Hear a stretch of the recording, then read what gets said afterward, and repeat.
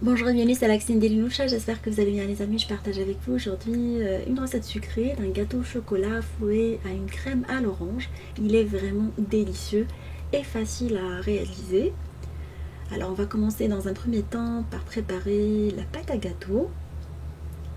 Alors on a pris les œufs auxquels on va rajouter le sucre et on va battre les deux pendant quelques minutes, pendant 2 à 3 minutes jusqu'à ce que le mélange blanchisse. On va rajouter l'huile par-dessus, l'huile de table, de tournesol. Alors j'ai pris comme mesure des mesures avec un pot de yaourt à 125 g à la vanille et on va battre après l'huile. On rajoute le yaourt, vous allez battre le tout avec le yaourt pendant 1 minute supplémentaire.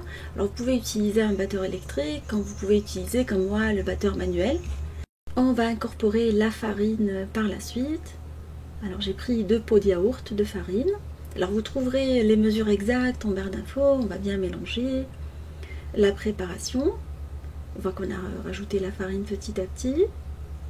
Et voilà, à cette étape-là, on va incorporer le cacao non sucré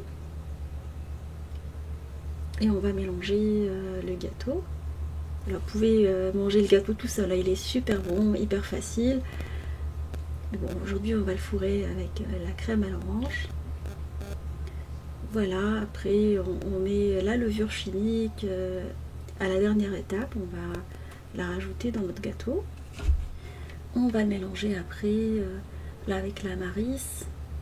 On ne mélange pas beaucoup quand on rajoute la levure chimique. La préparation est prête, on va prendre 2 moules de la même taille. Alors j'ai pris des petits moules pour cette recette. Mais après vous pouvez doubler ou tripler les quantités et réaliser des gâteaux plus grands. C'est ce que je fais des fois, je vais vous montrer après. Alors on va les beurrer et après saupoudrer avec du cacao. Comme ça on n'a pas un film blanc par-dessus les moules quand on démoule les gâteaux. On va les enfourner dans un four préchauffé à 180 pendant une vingtaine de minutes. Voilà, comme c'est des petits moules, je les ai pas trop remplis. À la sortie du four, on va les démouler sur une grille, on va les laisser refroidir. Et on va par la suite préparer la crème à l'orange. Alors vous pouvez la préparer la veille pour le lendemain, elle se conserve jusqu'à 3 jours au frais sans aucun problème. Si vous voulez vous organiser comme ça. Alors pour la crème à l'orange, on va prendre du jus d'orange auquel on va rajouter du fécule de maïs, maïzena par exemple. On rajoute le sucre également et on mélange à froid. Et après on va remettre la préparation sur un feu pendant 5 à 6 minutes, le temps que ça chauffe à feu moyen, en mélangeant régulièrement notre préparation. C'est une crème que j'ai déjà partagée avec vous pour réaliser des verrines. Mais bon, on peut l'utiliser également pour plein de choses. Entre temps, je vais prendre des œufs, auxquels je vais rajouter du sucre. Et on va battre la préparation. Alors vous pouvez mettre de la vanille si vous souhaitez, comme vous pouvez mettre juste le goût de l'orange. Et on va les battre bien. On va incorporer un tout petit peu, l'équivalent de 10 centilitres du mélange de l'orange chauffé. Et on bat rapidement. Comme ça, il faut battre très très vite, histoire que les œufs ne soient pas cuits. Et après, on va remettre tout le mélange à base d'œufs dans le premier mélange, telle une crème pâtissière classique, mais sauf qu'on va la préparer à base d'orange. On remet notre préparation sur un feu moyen et on la laisse pendant une dizaine de minutes à feu très doux, jusqu'à obtention d'une crème qui épaissit. Voilà, épaississement de la crème. On va la transvaser dans un plat. Une fois qu'on a mis du beurre, alors il ne faut pas oublier de rajouter du beurre. Alors du beurre bien froid et la crème elle est chaude encore, on la met et on bat vraiment pendant 5 minutes, bien comme il faut. Après on va la transvaser dans une assiette ou un plat et la remettre au frais. Et là il y a une technique, il faut que le plat soit assez profond.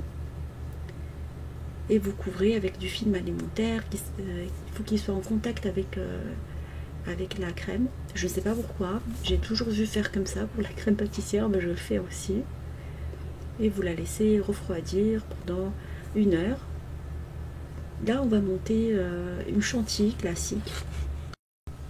Voilà, les ustensiles doivent être froids ainsi que la crème doit être très très froide pour la monter. On commence par une petite vitesse, après on augmente la vitesse et on va mettre du sucre glace également. Une fois que la crème commence à monter, vous pouvez la parfumer avec de la fleur d'oranger parce qu'elle se marie très bien avec l'orange quand vous ne pouvez rien mettre et vous contentez et du goût apporté par l'orange. Voilà, on obtient une crème chantilly assez ferme avant de lui incorporer par la suite la crème pâtissière qu'on a préparée. Voilà, on vient la battre dans un premier temps. Voilà, comme elle a durci au frais, on va la battre et rajouter dedans, soit dans l'un ou soit dans l'autre, vous faites comme vous voulez, ou ajouter le premier mélange dans le deuxième ou inversement, et on va battre le tout à l'aide du batteur électrique pour monter notre crème. Voilà, comme je vous ai dit, elle se mange vraiment à la cuillère, elle est trop bonne cette petite crème. Alors, vous pouvez utiliser du jus d'orange frais, comme vous pouvez utiliser style un jus d'orange avec pulpe comme Tropicana qui est de bonne qualité. Voilà, notre crème est maintenant prête. Après, on va fourrer nos gâteaux avec. Il est nécessaire que le gâteau soit bien refroidi avant de le faire. Alors vous mettez sur une surface et on le badigeonne avec la confiture à l'orange bien chauffée. Alors je l'ai prise avec la pulpe et on va venir pocher notre crème. Alors vous pouvez soit la pocher, soit la tartiner, vous faites comme vous avez envie. Moi j'avais plus mes pochoirs à base de plastique, les jetables qui sont assez pratiques. J'ai pris un vieux pochoir qui n'est pas très simple à utiliser, j'avoue. Voilà, vous mettez la crème sur les côtés et au milieu vous mettez une grosse quantité. Et on va par la suite rebadigeonner le gâteau avec la confiture à l'orange. Bon, il n'est pas sec à la base, mais c'est juste pour un petit rappel. On va préparer une petite ganache. Alors j'ai fait fondre le chocolat noir au micro-ondes et je vais rajouter de la crème liquide par-dessus. Alors la crème liquide, il faut qu'elle soit chauffée également au micro-ondes. Ça nous fait une petite ganache rapide, facile pour tartiner après le dessus du gâteau. Alors la décoration, c'est en fonction des goûts de chacun. Alors vous pouvez le décorer comme vous avez envie. Voilà, je l'ai remise directement par-dessus en lissant les côtés. Vous pouvez prendre du chocolat noir à l'orange pour la surface, comme vous pouvez décorer comme moi avec des oranges confites. Voilà, c'est ce que j'ai mis. Comme le gâteau il est petit, là, j'ai utilisé, je les ai découpés. Sinon, il m'arrive de tripler les quantités et réaliser un grand gâteau. Voilà, on va le badigeonner également avec le jus d'orange, ou plutôt la confiture à l'orange. Et on va tartiner la crème par-dessus. Là, je ne l'ai pas poché, je l'ai mise avec la cuillère. À la cuillère. Après, vous lissez les côtés et vous badigeonnez à chaque fois pour que le gâteau soit moins sec. Alors pour ce gâteau, j'ai fait une couche de gâteau moins épaisse. Alors j'ai fait 3 gâteaux. Alors vous pouvez faire 3 gâteaux comme tout à l'heure, ou 2. Voilà, libre à vous de faire la méthode qui vous convient. J'aurais pu tout à l'heure la diviser en 3. Mais bon, je voulais changer la méthode. Après, vous faites comme vous avez envie, en fonction des moules que vous avez. Et le temps également. Après on va mettre, une fois qu'on a fini les 3 couches, on finit avec la ganache au chocolat qui donne un super résultat avec l'orange. On la lisse et après on répartit toujours l'orange confite. À la maison ils adorent ça, mon homme il adore ça.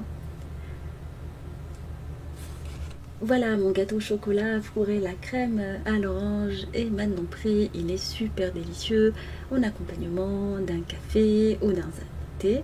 Alors vous pouvez le garder jusqu'à 2 jours au frais sans aucun problème. Il se conserve sans aucun problème. Voilà, j'espère que cette recette vous fera plaisir et fera plaisir à vos familles.